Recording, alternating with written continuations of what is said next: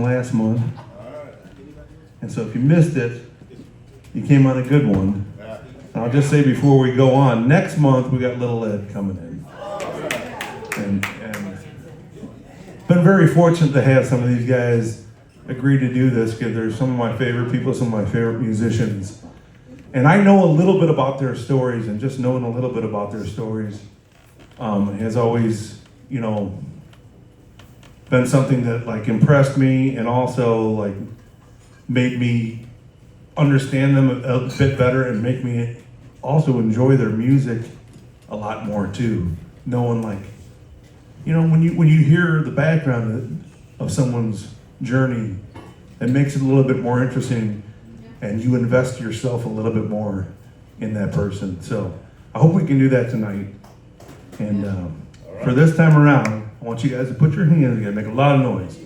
The multi-Grammy nominated artist, in fact, this past year nominated for his album for Magic Slim that they did live at Rose's, Teardrops for Slim. And go ahead, give him a round of applause. Multi-Blues Music Award nominee, including this year. I think he's got four or five nominated? 3 this year? 3. But like 1,000 before that, right? 4 nominated, but he has 3 BMAs for traditional blues artists. See, we got his wife Lisa here. Nice. And he's been nominated for a bunch of the Blues Blast Awards. He's been nominated probably for the Chicago. Yeah, man, he's been inducted in the Chicago Blues Hall of Fame, right? Oh, the Memphis Blues Hall of Fame, that's right. And Chicago. But he should be inducted into the Worldwide Blues Hall of Fame, that's what I say. So this guy was born in Mississippi, moved to Chicago in 1963, I think. Yeah, I don't want to say he's old, I'm just going to say he's experienced. The guy played with everybody. And when I say everybody, like imagine who was still around back then in the 60s and early 70s. Being able to be in the house band at Teresa's in the 70s with some of the most amazing artists. He was one of the band leaders for Willie Dixon's All-Star Band. He was one of the band leaders for the late great Magic Slim. Muddy Waters Blues Band, the great Muddy Waters. This guy's been everywhere. Please put your hands together and make a lot of noise for my friend and legendary blues artist, Mr. John Primer. Come on, man. Come on, John.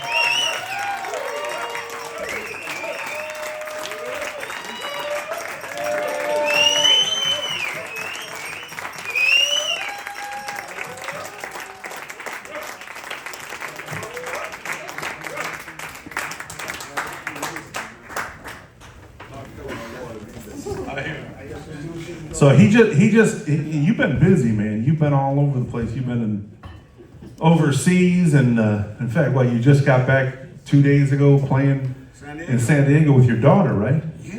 My daughter's here walking around. I've been everywhere, man. Daughters are cool, right? Oh yeah, they're cool, man. They're the same age. Yeah, yeah. She's singing? Well, my daughter sang a bunch early on, and then she said, "You guys sing, I'm just gonna film." She's in college in media arts. She's home on spring break. Same as And my I roped daughter. her into filming this for us today, so she's walking around here. My daughter Amina said studying in 6th grade. She was playing guitar, learning music, playing the guitar. And she came home and told her mom, "Hey, Mom, I don't think I want to play guitar anymore." And didn't pick it up no more. She, I'm gonna sing. And Beyonce better watch out. So let's start at the very beginning. Okay, Yes. so you were born in Camden, Mississippi? Yeah, I was born in Camden, Mississippi. Camden, Camden, Mississippi. So now I've done my research, but I was very fortunate last year. We were both on the King Biscuit Blues Festival. Yes. And we got asked to be on this blues symposium, and by Don Wilcox, a prominent blues journalist, and they had one of the assistant, one of the people that helped run, Board members. yeah, board members for the biscuits, or for the King Biscuit Festival, who'd been with them for 40 years. She kind of gave her little history, and which was amazing, all the work that she's done over the years.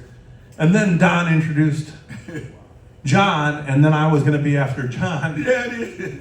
And Don knew like his whole, like I've known John for a long time, but I didn't know his whole backstory. No, we've been knowing each other for years. And so then John, He was a teenager when I met him. yeah, Back then, teenager. He was, yeah. I think he was I was slipping a in the little kid. bars. I think he was slipping in the bars with mine might have been. underage back in the Yeah. days, you know. I used to use my brother's ID. Yeah, see. My brother's 4 years older than me. My brother would go into the club first. Yeah. We kind of looked alike. He's smaller than Yeah. me, so Yeah, right. you know, miraculously, I grew about 1.5 feet and 300 pounds within 10 minutes. And he'd come out, give me his ID. He'd go back in the bar. I'd wait 10 minutes, then I walk in and show my brother's ID. But Yeah. anyway, Joe Moss. Yeah. Sure. But we did this blues symposium, and Don had already, you know, done his research and talked to John for 30, 40 years and knew his story, and said, hey, John, why don't you tell everyone about your story, your upbringing and everything. And John went into the story that you guys are probably about to hear right now. And I sat there the whole time with my mouth open. I was like, that's a blues story. That's like a real blues story. How the fuck am I gonna follow this? You did good. The last 5 minutes, John, I knew because I knew you afterwards, Yeah. and so I heard the last 5 minutes of your hit, and so like I wasn't really paying attention. I was just thinking to myself, I was like, man, I gotta go next. I leaned over to Dennis Greenling, who plays with me. I said, are you listening to this? And Dennis goes, yeah. I said, what am I supposed to say? Dennis goes, I don't know, man. I feel bad for you. Just tell him. Bring this out. But so that being said, sit back, relax, and it's a very interesting story. I mean, this is a real story of someone coming, following his dream, and learning the blues and making his journey, and then meeting the people, and then putting in the work. So, John, I'm gonna let you take it away. I know that I read and I heard your story. Like, I mean, you started like singing when you were 5, just singing to your mom and grandparents' record collection and radio. Well, that's where it started from them, man. My grandmother and all of my aunties and used to go down and Jackson, Mississippi there to the fairground. Every time Muddy Waters came in town, they were down there. They had a lot of blues guys come there. What year is this? Where are we at right now? I'm about at least 5, 6 years old when it was happening. So is this in the 50s? In the 50s, yeah. So they would always go down there and come back, be drunk and singing Muddy Waters stuff and Hollywood, everybody's stuff. So as growing up as a little kid, it's influenced me a whole lot. I think I always wanted to be a blues man anyway. Because when I was born, the midwives say, my mom said the midwives, when I was born, she slapped me on my behind. So I didn't cry, I was humming. So You had a tune already. I had a tune, she said I wouldn't cry, I was singing. So as I got a little older and big enough, 2 or 3 years old, then we used to get the magazine from Sears. Back then it was Sears and Roebuck in Albany. So we get a magazine every month, and all was guitars in there. I didn't think about clothes or shoes or nothing. It was just guitars. I just get the book, open it, turn to the guitar, and just lay on the floor. And just don't move at all till my grandmother say, hey, come on now, John, come on. They called me John Boy. Back then, before John Boy walked. Says, come on and put that book away and come on and eat your food, your supper, man. And I just lay there and she take the book. So after I eat, then she give it back to me. But, you know, I grew up like trying to play music. From then I wanted to play music.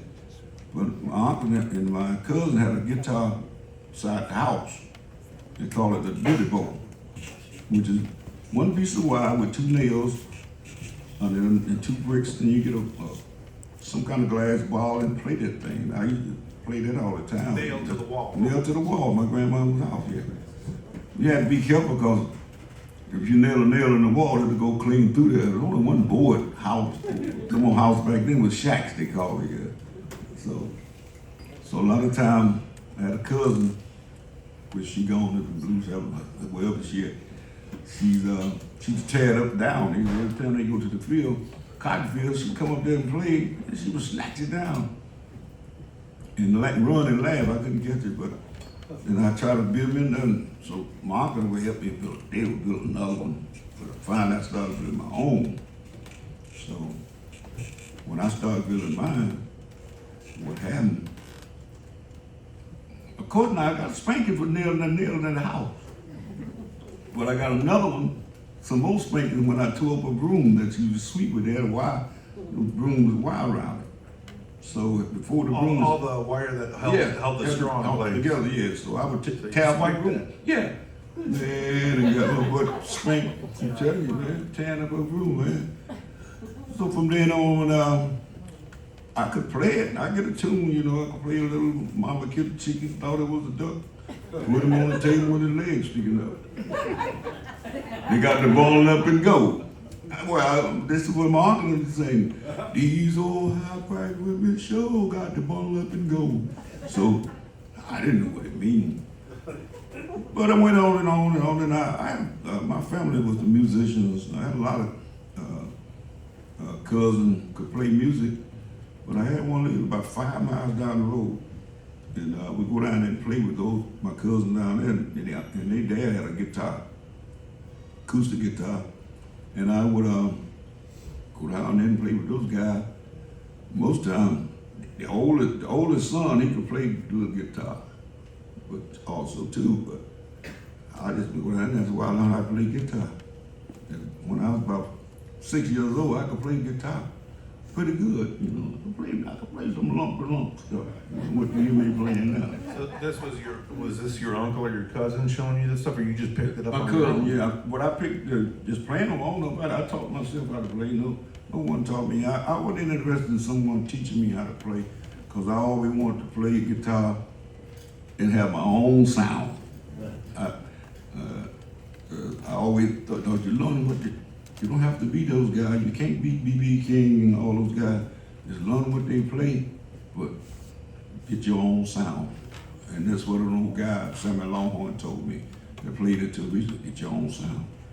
So when I started playing guitar, from then on I haven't quit. Stop. I've been interested in guitar all my life. If I'm not playing the guitar, something wrong. When did you get your first guitar for you? Well, I didn't have a guitar when I came to Chicago in 1963. But let me tell you before that, let me get to this. You know, I had a catalog, the acoustic guitar, they called it $7. So I had my auntie to order the guitar, and she ordered it. But my mom, she wasn't in Chicago, she was in town, like Canton, Mississippi or somewhere. She would go through, so the guitar came to the post office, and she wasn't there to get it out. So it stayed there for about a week, and then it went back. So my grandmother couldn't get it out, so I didn't get it. So when I came to Chicago, my mom left me, I was 6 years old. And when I came to Chicago, she told me, when you get 18 years old, I'll come back and get you. 'Cause I'm not taking care of you, boy. So when you get 18 years, you come to Chicago, you gotta get a job. So I did that. So 1963, I came to Chicago, and so I had some friends live across the street on Everett Jackson, Crane High School there. So it was a pawn shop up on Madison, Sealy and Madison, where the Sealy Club was at, Polinas, but not Madison. So I would go in there and just stare at the guitar. So finally my mom gave me, I did something. And around the house there, I went to the store and she gave me $10. Wow. I went into the pawn shop and saw a guitar and it was called $7. And I paid $7 for acoustic guitar. And that was my first guitar. $7, it came back around. Because the one I ordered in Mississippi was $7. So that was a pride. So you're the original Even Steven. Yeah, even Steve, that came out even Steve. And that was my acoustic guitar. And so across the street, I had a friend live across the street on 11th and Jackson there. And he had a Harmony electric guitar, Okay. one from Sears. Harmony, right? Yeah. And so he liked the acoustic guitar. So he traded me my acoustic guitar for that guitar. And I had that for a long time, studying in my mom's house. She had to go to work. I'm in the room playing that thing all the time. So she said, "What? Stop playing that guitar and go to bed. I gotta go to work in the morning." I said, "Okay." What I would do, turn it down real low. Still play. So that was my first electric guitar. And did you have an amp for it then too? And yeah, I went to Sears and got me one of them 2Ks now. Oh, And there's a little amplifier with 1, 2 tubes in it. And I had that too. Because my stepfather, he could play guitar, but he had a way out there, he messed around with it. But So this, in 1963, so you were 1963. 18? he 18 years old. 18. Yeah. So what is your first introduction into the music scene in Chicago when you got here? Like I said, I had some friends live across the street. It's these two, one named Pancho played at the fish market. And so he told me, he said, "Hey man, I know this place on Washington there." And the guy called Mr. Little down in the basement. We go down there every Friday night, all us young kids, we go down there and he let us play. And I said, "Yeah." So we're gonna go on Friday. But I was working. When I got to work, I would go down there. And we went down there, man, and it was a ball. This old man and this guy named Riley playing bass, and they didn't have an amplifier, they hooked up to the television. Them old floor model television, yeah, we used that, yeah.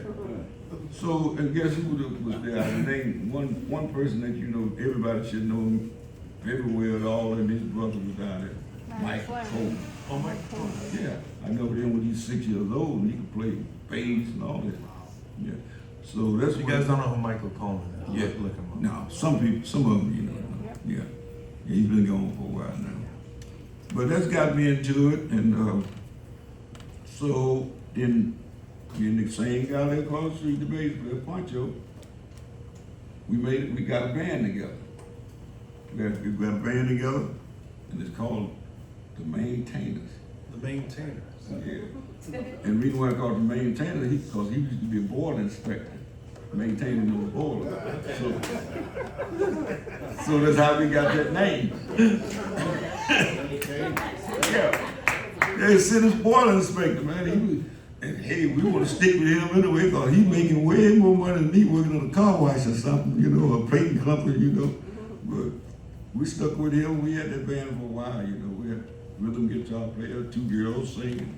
What kind of shows were you guys playing? We were on all the top Clubs? 10, yeah, your songs all back top, 40s and James, whatever came out, James or anybody. We was playing all the stuff. So yeah. one thing that I know that I read over the years and nobody is blues wasn't just the thing that you followed. Like you played everything. That's right. 'Cause that's how you had to make your money. Well, that's what my stepfather told me.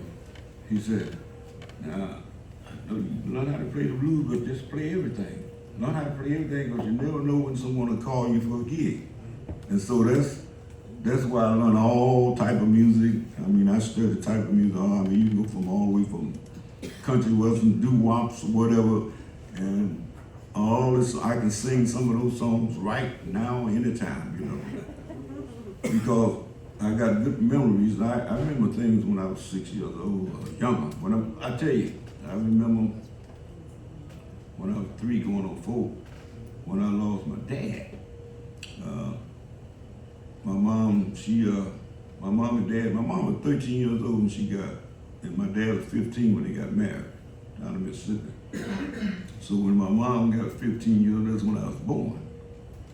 So I was 3 years old going on 4 and I lost my dad, He was about 19 going on 20, something like that, yeah. Your dad was a truck driver, right? Well, he was a mechanic. Okay. In Camden, he always was that young, he could fix everybody's cars, So It was doing like December the 18th, and he came up to my auntie house and picked me up, and he taken me somewhere I don't know, but I was standing up on the seat of the car like this, and I had to be really short. There wasn't no seat belts in the car, so I was really short on the seat. So he said, "Hey, sit down. I don't want you to fall and bump your head." And when you pull out the yard, I don't know where he goes. You know, so I couldn't figure out, I'd probably go to sleep. But from then on, you know, I just started to remember things that I, you know, that happened back then, you know. And but what happened to my dad, he's when they went to town, they was hauling wood, going to the sawmill, took a load of logs down there. And so the two guys with him was the dad and the son, the Jackson, WJ and Sonny Boy. So I knew them. So they get to Canton, Mississippi. So they had a place in Canton. They called Up in the Holler. Majority, but most all the black people could hang out up in there. So when they got ready to come back home, they was drunk, and he probably was not drinking enough. But he said, "Mr. Jackson, you guys been drinking, y'all drunk, let me drive home." And so, "Oh boy, get out of here, we're not drunk." You know, we're not drunk. And so Mr. Jackson started driving, went home, went about 6 miles down the road, then pulled out on another log truck, stop sign, and the truck hit them, just turned that truck over. And the two drunk guys, didn't even get hurt at all. My dad got trapped under that truck. And my dad was named John, said he was talking. And "John, are you all right?" He said, "Yeah." They said, he was saying, "Yeah, I'm okay. I'm okay, I'm not hurt enough." And all of a sudden he just started gagging and stuff. And so what happened, he bought the gas tank, and the gas started leaking. And it leaked all in his face and strangled him to death. The gas would kill him. Sorry to hear And my mom I always hear my mom would talk to them two guys. "Yeah, get out of here, y'all killed my husband, get out of here." So it was an accident, you know. I didn't, you know.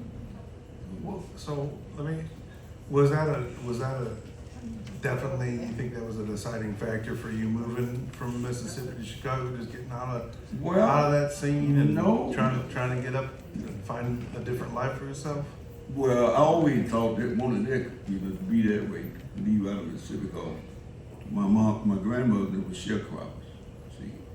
And when you got 12 years old, you have to go to the cotton field, pick cotton, pull corn, pick cotton by hand, pull corn. So you were doing that I too? was doing that, yeah. 12 years old, man. Flying a mule, walking behind it on mule flying, and, you know, and a mule don't eat nothing but hay and corn.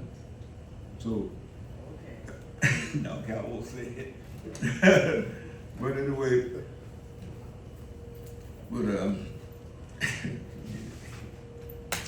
so I started from there, man.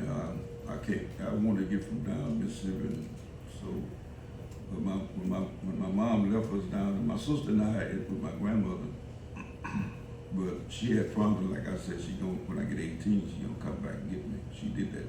But the reason why she didn't take my grandmother had 11 children, but my mom was the oldest. And we all was in that two-room house. 2 rooms in the kitchen. Only one of my aunties had gotten married and left, you know, but everybody else was there. So I come from a real poor family, man. Yeah. So you came here to Chicago. Yeah, and I came to Chicago. In '63, and you Yeah. met some friends Yeah. that played. I played and You switched out your guitar, you got the better end of the deal, you got the electric I guitar. got the electric guitar, yeah, and from then on I was just playing, and then the maintainer was playing with that guitar. And the guitar got stolen, and I cried like a baby. I cried because it was the best guitar I had. Couldn't buy a brand new, a good one, you know. So, and we played a lot around Chicago and a lot of clubs. And I met this old guy named Pat Russian. Okay. Played on Maxwell Street, and And the guitar player lives downstairs, so we started playing with him a lot down on Maxwell Street. So, and I met Sam Good, I met most all of them, one of them, John, all the John Mr. Rusher, Clark there, like that? yeah. All those guys was down there playing. But Pat Russian was to me, he was the greatest guitar player out there. He had them all beating, playing in music, because he had his kids singing with him. When I would go down there, it was Sunday. And if you can go to Maxwell Street and jam, if it's a good chance, if you go down there and jam with somebody, it's a good chance you can get a job in a club. See, a lot of clubs don't be down there, you know, they looking around trying to find some. But yeah, you can do an audition in their club. Yeah. But the only way you could do that. But how I made my way up doing things after the Maintainers, I got with a band called the Brotherhood. But the Maintainers, they went women crazy and they quit. See, they all of them quit. Yeah, all but me. I didn't stop playing. You were focused on the music. Yeah, I got with another band called the Brotherhood Band. And I started playing with them guys for a long time. We playing all types of music. What year about, when was this? That was in the 70s, early 70s. Early yeah, 70s. Late 60s, early 70s, I was playing with that band. And we played all the top 40s and everything, you know, kind of music. And Were you, at that point, were you seeing some of the blues guys in Chicago that, like, were you seeing Muddy Waters around and No. Otis Rush and any of those no, guys? I didn't meet none of those guys. I didn't meet none of the guys, none of them that during that time. You know. I'm talking about I met Muddy when I got in this band. Okay. But I met Willie Dixon. But how I met him, I started playing at Teresa. But how I got to Teresa, it was this guitar player was used to rehearse around the corner there, Bill Taylor and all of them. So Sam Good, Boo, we call him. Yes. You know Sam. I know Sam. So he said, hey man, you know, I went around to him and rehearsed. He said, hey man, I know this band that on 39th Street called Paper A, Junior Wells, you know that. And so I know this band needed a guitar player. And I said, yeah. He said, wanna go down there tonight? I said, yeah, I'll go down there with you, man, take you down there. Cause I had a car, you know, I had old Chevy, 6.5 Chevy or something. Same car Beretta had. So I had a stick shift with the car. So we drive down there and I go in there and the band is playing, Dion Payton and Glenn Little on the other side. They had two stages. And so John Watkins was the guy. He told John, hey man, I bought this guitar player, John Palmer down here. You say you need a guitar player? I said, yeah. So finally, they went up and played. And the next set, he called me up on the next show. And I played the whole set with him. He took a break. He said, hey man, you sound good, I like the way you play. I tell you what, I got this job down at this place. I never heard of Teresa. Teresa Lounge on 48th Street, Indiana said. And see, I'm about to quit this job, but I'm gonna be rehearsing Sunday. You come on down there and just rehearse with me, and then we'll see what's going on. This So, Johnny Watkins telling you. John Watkins, yeah, he played with Willie Dixon and James Cotter. So that Sunday, I got up and I think my car wouldn't start or something, but I caught the L all the way to 55th Street and got off and rode 55th to Indiana. I caught the bus from Indiana. And but I was afraid to go to the south there. I lived on the west side. I was afraid to go there because of the Blackstone Rangers. I was afraid, but you know, I went anyway because I didn't get music. When you mentioned go to play guitar, I'm going. So Teresa was on 480 in Indiana, 481 South Indiana.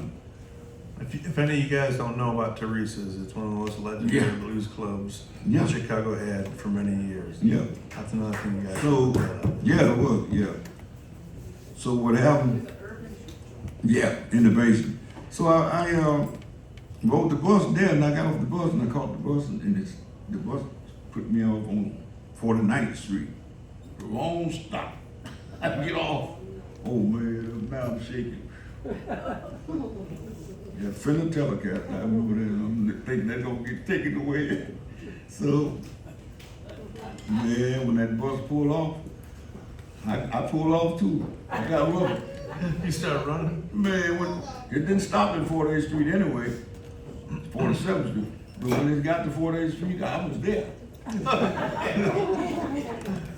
So now I go in the basement. I go down in the basement, John Walker playing. So you might remember what year that record was out in that same year. John Walker was playing.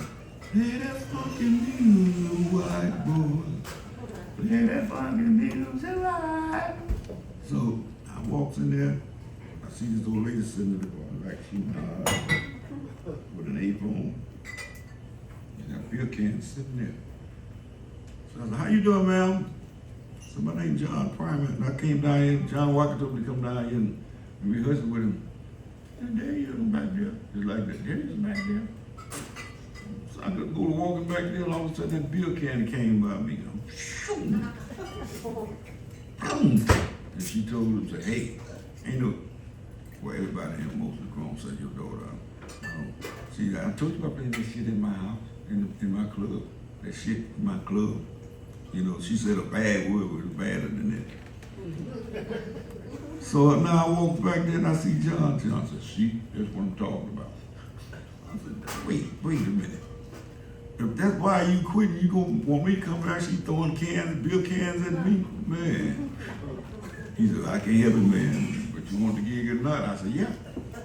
So I came that Monday. I came down there and I told Junior Wells, hey, Junior Wells is home to Junior Wells, James Scott. I said, hey, Junior. John Walker said, hey, I can play in this play, have a gig. He said, quit. Guess what Junior said? Never heard me play. Oh, okay. That was it. And I played there for 7 nights. 7 nights a week at Teresa Lounge. What, this was 1972? Yeah, 1972. And how long did you stay at Teresa? 7 years. I was there 7 years, 7 nights a week. I'll ever miss a night. 7 years, 7 nights a week. I would be there, I'll be late sometime. Until we be sitting there waiting on you to be late.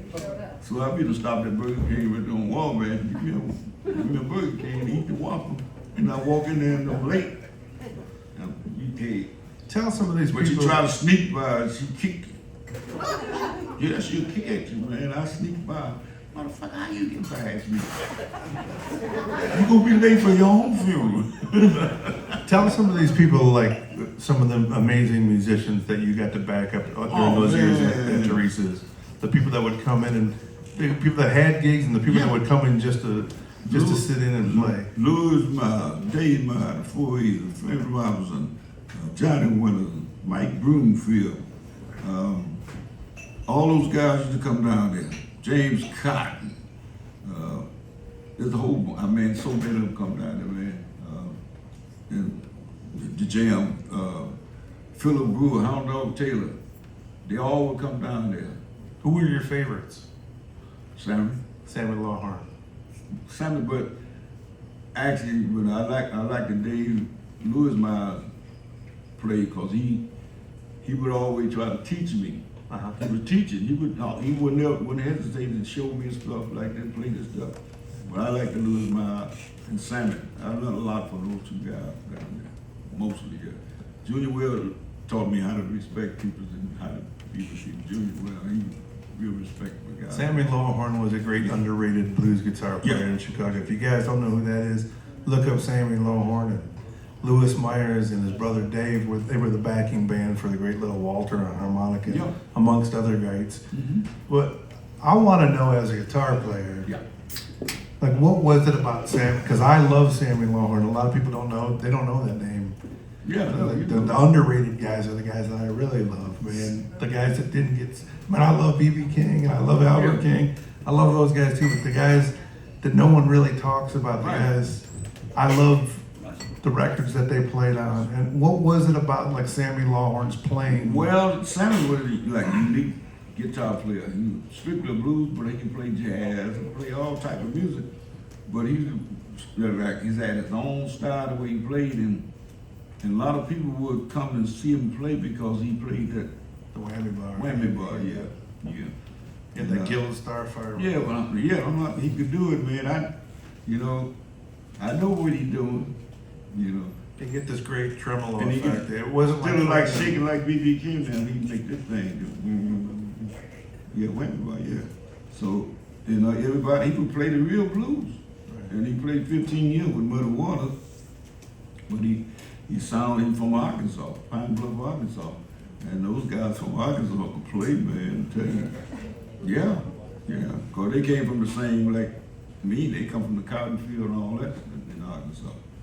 So Sammy had that style that you couldn't copy the style, the way he played. Everybody would try, they all would come down there. Illinois Slim and all of them come down there, fill a groove, and when they walk through the door, first thing they do, you know what that means, they come to cut his head. So they didn't have nothing coming. They wait till Sammy get drunk. See, when he get drunk, then everybody, they'll take over, and I'll be the rhythm guitar player playing out everybody that come down there, because they waiting on Sammy to get drunk. So I was the rhythm guitar player, and I played a lot. Sammy told me, he said, hey, he like a snake. He always lick his tongue out before he says something. He said, don't worry about how a person is playing on the stage up there when you up there. If you playing all that lead and stuff, don't worry about that. Just keep that good rhythm on it, and people's gonna be paying attention to you. That's what he told me. Hey, that's true. Yeah. People love rhythm guitar players if they're playing it right. You gotta play it, you know.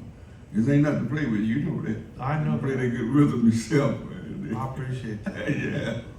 Yeah. But like the lessons too, like these guys that Yeah. the wisdom, especially. Well, how old were you then? Like you were probably what in your In my 30s, yeah. 30s, just and you have guys like Sammy who've been around 42 years And- old. yeah. They lie about their age. and they're giving you great information. Yeah. Like you know, I was fortunate to be able to hang out and meet you guys. Like you said, when I was young. Yeah. And one of the guys that my brother and I hung out with, Buddy Scott.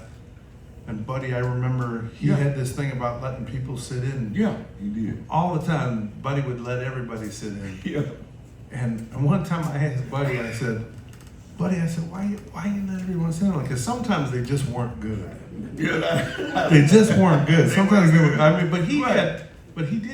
had like, I mean, Tyrone Davis, if he was in town, the whole band, because his son played them, they would show up and come in. Yeah. I mean, I've been in there I've been in there like when Bobby Bland would show up, because he was in town and would show up at Buddy's gig and sing on a song. All these guys, but I said, Buddy, why do you let all these people sit in? And Buddy said, this was the greatest thing I ever heard. Buddy said, well, you see, Nick, if I let them sit in and they ain't no good, the audience say, look how terrible they is. But Buddy's band is great and Buddy's great.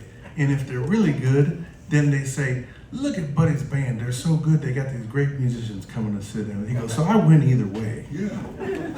That's right. Because, you know, down at Teresa, I would do the same thing, because I was the leader of the band. Most of the junior left me in charge. So I would let all the guys, Michael Robbins, all of them come down, and the young musicians, Johnny Dollar, everybody that came down there, I let them play. The reason why I would let them play, because they might not be good, but you keep letting them play, they're gonna get good, because I went through the same thing. Right. See, playing with everybody, and I learned from all those guys. And so I learned more than I was learning on my own. But I listened to them and playing with those guys, and I learned how to play a lot of stuff with all those musicians came down there. So you got a lot of knowledge and you got a lot of experience playing at Teresa's. Yeah. So then is that when you started playing with Willie Dixon's All-Star Band? Well, after that, Willie Dixon used to come down there all the time and sit in that seat, the old school chair. They had this school chair with the thing, you know, like a school. And I'd be singing. Sammy playing, I'm playing rhythm, but Sammy every once in a while give me a solo, you know. I didn't want it. I wouldn't play rhythm. But I'd be singing Howlin' Wolf song and Muddy Water song and everything that Willie Dixon wrote, probably. And he'd be just dancing in his seat. So I finally asked Sammy, hey man, who that big guy that's sitting on this thing? Sammy, that's Willie Dixon. Said he write all them songs that Chance record for Muddy and Holly Woodford and everybody. I said, oh yeah.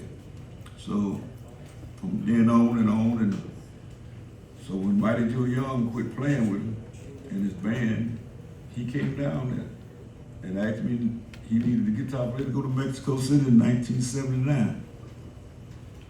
So hey, look at here, I need a guitar player. My guitar player, he got to do other things, and I need a guitar player to go to Mexico City with me. I said, yeah. Do you interested in going? I said, yeah. He said, well, first thing I asked you, do you have a passport? I said, no, I don't have one. Oh, you don't? Yeah, I tell you what, you got any money? I said, no, how can I have a whole lot of money and work $15 a night down here in Teresa? He said, I'll be at your house at 10 o'clock in the morning. We go downtown and get your passport. So somehow I got it the same day. And he paid the money for it, called $80. Passport cost $80 back then. And so we went to Mexico City. Me, to see Muddy Waters Band, Willie Dixon Band, Larry Davis, Big Bill Bruce, Sonny Ted, Brown McGee. Wow. All those guys on that show in Mexico. So Muddy was the headliner. See, when Willie Dixon played next, we next to the headliner. So when we played, and Muddy asked Willie, said, hey, Willie, who that young man playing that guitar up there? Who that young man playing that guitar up there? So that's John Prime. He worked down in Teresa with your old guitar player, Sammy Long. Muddy said, that man sure know my music. And when the old band quit in 1980, he called Willie and asked about me, and Willie told him what you can find down there, at Teresa. So he sent Mojo Buford down there to get me the harmonica player. We got him playing. When the break, Mojo came. Hey, he had that voice. Hey, Brother sent me down here. Yeah, Brother sent me down here and see you be interested in playing guitar. I said, what? Yeah, man, I jumped for joy because as I was growing up a kid, about 14 years old, I had a dream that I played in Muddy Waters Band. Yeah, I had that dream and I played in this band. So my dream came true. And I said, yeah. What a great dream that was. So he said, well, same again, 10 o'clock, I'll be at your house in the morning. We go over to West Mountain, and meet Muddy. So we went to West Mountain. Me, Lovely Lee, Jesse Clayton was the drummer then. Ernest Johnson was the bass player, Teresa. And Rick Craig. Rick. So we go in his house and look at all of us and say, he called Lovely Lee, old time. Old time. Me and Jesse was younger than younger. And Rick, and you got the young guys too, yeah, that's good, they're good, young and old. So from then on, I was in this band till he passed away, man. Muddy was a great guy to work with. So from 1980, 83? 82. He got sick like the last of 82, I think it was. When Muddy got sick, then I started playing with Magic Slim. I played in this band for 13 years. The great Magic Slim. While Muddy was sick, see, I was playing with Magic Slim the other night. When Muddy got sick, I started playing with him. He needed a guitar player to go to Europe. And we went over 6 weeks, yeah. But I told him, hey man, yeah, I'll play with you, but Muddy get back well, and then I gotta go back to band. I understand that. So who was in that band? It was Slim and his brother? Was Daddy Rabbit playing drums? No, Daddy Rabbit had quit, see. Okay. It was me, Nate Applewhite. Nate Applewhite and Nick and Slim. Just 4 pieces, that's all it was, yeah. Yeah, and we played. I played Did with you him. play any of that time when Steve Cushing was playing drums? Or was No, that no, I didn't even know. Steve Magic. played in the 70s. I didn't even know Magic Slim. They played on 59 in May, but I didn't, go too much around in the club back then on the South Side. The Slim was always playing at whatever. Did you ever get to meet Daddy Rabbit when you were playing Oh guitar? yeah, I met him. Yeah, I met him a lot. Yeah, because he lived around on Oh, West another Side. cool guitar player. I Yeah, he was when you good, played man. on those He- recordings. Yeah. So I went to Florence, and that Sunday when I got hired in the band, because I went over there to check it out in Florence, 55th and Ship, and Dad was playing guitar with him then. See, so I taken his place. Yeah. And it was the band was cooking. I'm saying it was a good band. Magic Slim band was cooking, playing good, but it was something missing there. But I had to come in there. When I came in the band, I took them a little bit further because when Nick played bass, he didn't do. He just played the one note. See, I started making that whole thing, and I showed him how to make the rundowns and all that. This is where I get to interrupt you now. Yeah. So for guitar players like myself and some of the guys as I was growing up that were listening to the blues records and stuff and all that, for me and some guys that I know that are my age, the coolest records that we listened to were some of the Magic Slim records with the two guitar thing that him and Slim had. They had this killer intertwining interplay. Like it was just it was the craziest thing because like a lot of times when you have two guitar players playing the same thing, like what we call a lump to lump. Yeah. But the way that they did it, it was like this synchronization that they had where they were just slightly off time with each other. One would play one thing, the other play, and it was the heaviest groove that you ever heard, man. And I remember seeing you guys live the first time. Yeah. And I just was transfixed, man. I loved it, dude. See, he wasn't still one of my favorites. Matt Slim wasn't no like B.B. King. You don't play no chords. No, but it was just heavy and powerful. He played that old blues chord, but like the stuff he was playing, and I had to keep the rhythm going. See, a lot of times Slim be just, but it's fitting. I don't know what he be doing, but he I put more pep into it because when I started playing with him, and my fingers get so tired because they playing fast. And my fingers got tired, I got used to it, yeah. But it was one of the greatest bands. What happened back then, as you know it, that they always said Buddy Guy and Junior Wells band was the best band back then. We had all them, but after Junior and Buddy split up, then we kicked in. Man, Slim, yeah. Just amazing recordings that you guys put out, and a lot of recordings. Like there's a lot of stuff on the Wolf Records and all these other great labels that you guys put out a lot of recordings, and then even the Zubar stuff is killer. All that, but then you left Slim's band and you formed 1995. John Primer's your own band, and you've been going ever since. The Real Deal Blues Band.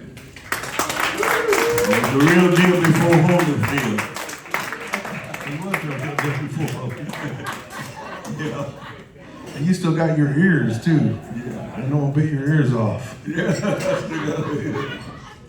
So if you guys are okay with it, we're gonna take about a 5-minute intermission, get things set up, and then we're gonna come back and play some music, and you can hear the real deal here, and also talking about the great recordings and John Primer's band and stuff. I know that he has some merchandise set up over there. So if you want to, you can go over there now and purchase some CDs. His wife Lisa's right here. Yeah. And or stick around after the show and buy some and talk to John. I'm sure he'll sign some CDs. But give us about 5 minutes, and we're gonna bring you guys some music and have some fun. Yeah. You guys enjoy that? Also, we got the tribute to Magic Slim, the one who was nominated for the Grammy. You brought those with? We got it, yeah. And we got a brand new one just came out on Wolf record called Slow Blues. All right. It's a killer CDs over there too. Man, you just keep putting them out. And Magic. With me and Magic Slim and the band. And I got another new one out also with called Paul and Can Snake. Me and Bob Coach. Oh, man. That's a good one. So it's a brand new one. March 29th. March 29th is coming out. Yeah. All right. Yeah. Well, you heard it here, And folks. I got Hard Time over there too. And other CDs. Give a nice round of applause one more time. Give it up for for John that, Prine. my good friend there. We're gonna have some fun. We'll be back in about 5 minutes. And you better know it.